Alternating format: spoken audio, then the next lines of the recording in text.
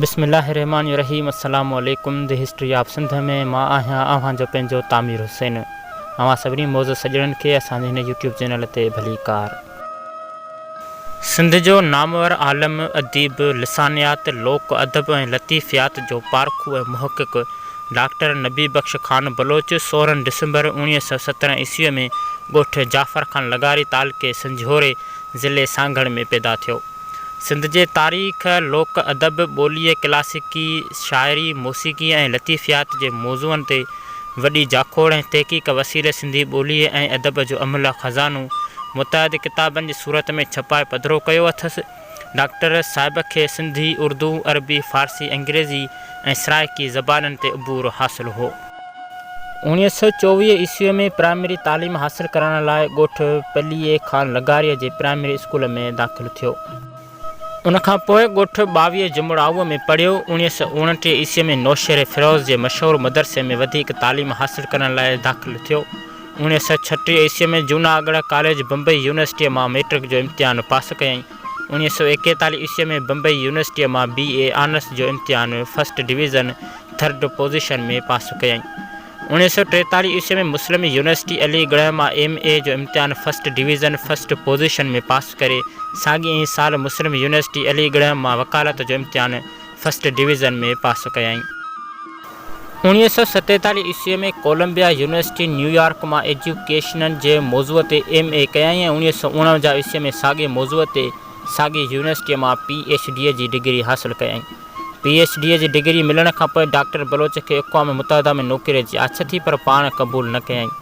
1950 ईस्वी धारे इंफॉर्मेशन ऐं ब्रॉडकास्टिंग डिवीज़न में OSD ऑफिसर बकार ख़ासि मुक़ररु थियो।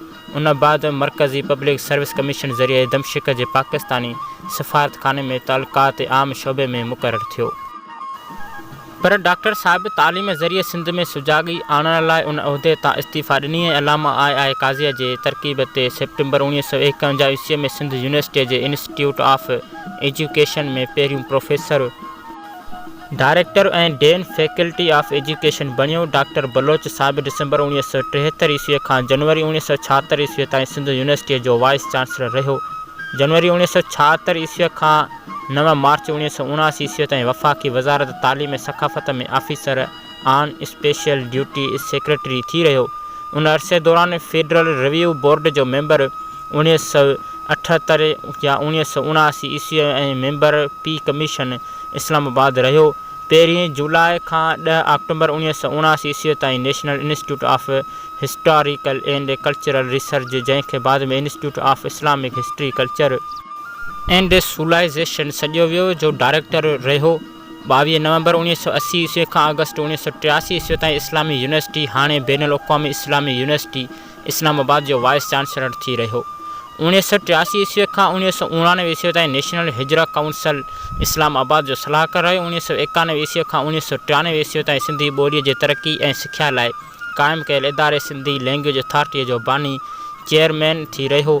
1993 ईस्वी जे आख़िर में सिंध हुकूमत में निगरानी वज़ीर तालीम, ज़राइत ऐं झंगली जीवत रहियो। 1991 ईस्वी खां 2011 ईस्वी ताईं अलामा II काज़ी चेयर सिंध यूनिवर्सिटीअ जे एज़ाज़ी डायरेक्टर तौरु ख़िदमतूं अंजाम ॾींदो रहियो। उनखां सवाइ मुल्क जे केतिरनि ई अलमी, अदबी, तहक़ीक़ी ऐं तारीख़ी इदारनि जो मेंबर रहियो, जहिड़ोकि authority for Mohenjo Daro, inter university board of Pakistan, chairman vice chancellors committee of university grants commission, member Pakistan historical record and archives commission, member central Urdu board Lahore, member Sindhi अदबी board, member Iqbal academy Lahore, member research society of Pakistan, member senate ऐं syndicate Sindh university, member academic council Sindh university, member syndicate ऐं academic council Quaid-e-Azam university, member Lok Virsa, member Muqtadra Qaumi Zaban, member Quaid-e-Azam academy, member Pakistan national council of artist, member sir Syed university of science and technology, member board of governors Sindhi language authority वग़ैरह। पाण सिंध यूनिवर्सिटीअ में professor एम्बरेट्स पिणु रही चुका। Doctor साहिब जे अलमी, अदबी, तहक़ीक़ी कमनि जो कुझु विचूर हिन रीति आहे। हिकु जामिया सिंधी लुग़ात सिंध अदबी बोर्ड तरफ़ां जामिया सिंधी लुग़ात जे तरतीब ऐं तालीफ़ जो हीउ अहम कमु 1954 ईस्वी धारे डॉक्टर साहिब जे हवाले कयो वियो। जेको पोइ मुख़्तलिफ़ वक़्तनि ते 5 ज़ख़ीम जुल्दनि जे सूरत में शाया थियो। ही सिंधी ॿोलीअ जे तारीख़ में तमामु वॾो कमु हो, जेको डॉक्टर साहिब जे निगरानीअ में सिंध जे केतिरनि ई उस्तादनि ऐं आलमनि गॾिजी ॾींहुं राति हिकु करे पूरो कयो। ॿियो इहो त उर्दू सिंधी ऐं सिंधी उर्दू लुग़त अलामा आया काज़ीअ जी ख़्वाहिश ते सिंध यूनिवर्सिटीअ जे हिन तारीख़ी रथा ते डॉक्टर नबी बख़्श ख़ान बलोच डॉक्टर ग़ुलाम मुस्तफ़ा ख़ान सां गॾिजी कमु कयो ऐं हीअ ॿई लुग़तूं 1959 या 1960 ईस्वी धारे छपिजी पधिरियूं थियूं। टियों त सिंधी लोक अदब वारी रथा सिंधी अदबी बोर्ड तरफ़ां हीअ रथा 1956 ईस्वीअ में मंज़ूर थी, जंहिंजी समूरी निगरानी डॉक्टर साहिब कई। सिंध जे समूरनि ज़िलनि मां सुघड़नि लोक शाइरनि ऐं ॻोठाणनि बुज़ुर्गनि लोक अदब जूं मुख़्तलिफ़ सनफ़ूं खेसि मोकिलियूं। उन खां सवाइ खेसि पाण घुराए उन्हनि सां कचहरियूं करे मवाद गॾु कयाई। हिन रथा हेठि लोक अदब सिलसिले जा 40 जुल्द शाया थिया, जॾहिं त ज़ाती तरह डॉक्टर साहिब उन ॾिस में वधीक ॾहाको किताब लिखिया आहिनि जेके मुख़्तलिफ़ इदारनि छपाया आहिनि। लोक अदब सिलसिले जे 40 जुल्दनि मां कुझु अहम हीअ आहिनि: सिंधी लोककारियूं 7 जुल्द, मधाऊं ऐं मुनाजातूं, सिंधी संघार शाइरी, नड़बित, मुनाज़रा, सिंध जा इश्किया दास्तान 8 जुल्द, काफ़ियूं 3 जुल्द, मुनाक़बा, मौजज़ा, मौलूद 30 अखरियूं 2 जुल्द, हफ़्ता, ॾींहं, रातियूं ऐं महीना, जंगनामा, वाक़ियाती बेत, प्रोलियूं, ॾिठूं, माऊं ऐं ॿोल गुज़ारतूं, ॻेच 2 जुल्द, लोकगीत, बेत, मशहूरु सिंधी किस्सा 2 जुल्द, मशहूरु सिंधी इश्किया ऐं नीम तारीख़ी किस्सा 9 जुल्द, रस्मू रवाज ऐं सण साठ, सिंधी हुनुर, शाइरी, सुमरा दौर 2 जुल्द वग़ैरह।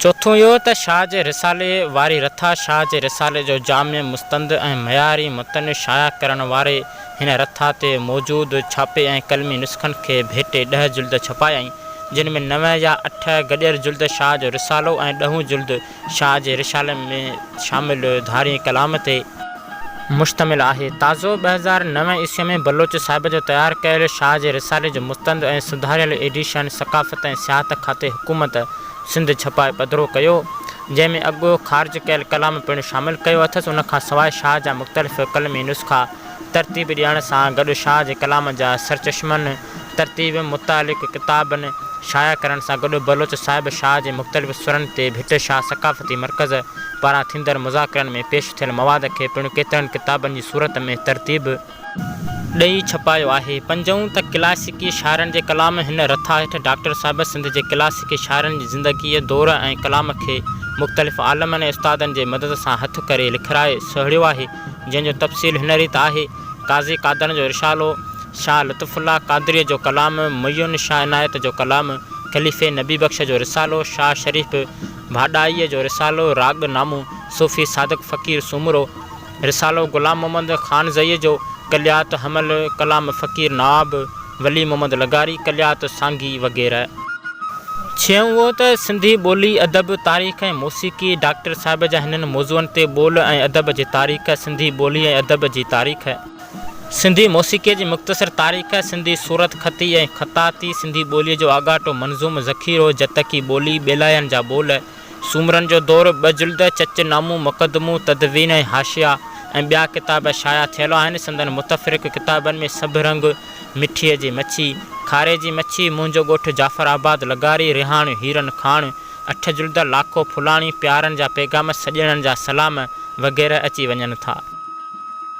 उन्हनि खां अलावा डॉक्टर साहिब जा सिंध जी तारीख़, तसवफ़, लतीफ़ियात, मौसीक़ी ऐं सक़ाफ़त ते केतिरा ई मुकाला मुख़्तलिफ़ रिसालनि में छपियल आहिनि, जिन जो विचूर तमामु डिघो आहे। डॉक्टर साहिब खे मुख़्तलिफ़ एवार्ड जहिड़ोक तमगा पाकिस्तान 1962 ऐं 1968 ईस्वीअ में सितारा क़ाइदे आज़म, सदारती एवार्ड प्राइड ऑफ परफॉर्मेंस 1979 ईस्वी, सदारती एवार्ड एज़ाज़ कमाल 1991 ईस्वी, सदारती एवार्ड सतारा इम्तियाज़ 2001 ईस्वी, मुख़्तलिफ़ अलमी इदारनि तरफ़ां केतिरियूं शील्डूं ऐं नक़द इनाम पिणु मिलिया।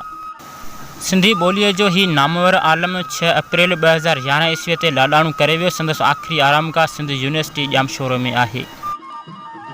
त इंशाअल्लाह उमेद आहे त अॼु जो असांजो हीउ वीडियो अवां सॼणनि खे ज़रूरु पसंदि आयो हूंदो। त असांजे हिन वीडियो खे लाइक कयो, असांजे हिन यूट्यूब चैनल खे ज़रूरु सब्सक्राइब कयो। त मिलंदासीं अहिड़ी दिलचस्प ऐं स्टिकल वीडियो में। तेसीं ताईं असांखे ॾियो इजाज़त। अल्लाह हाफ़िज़।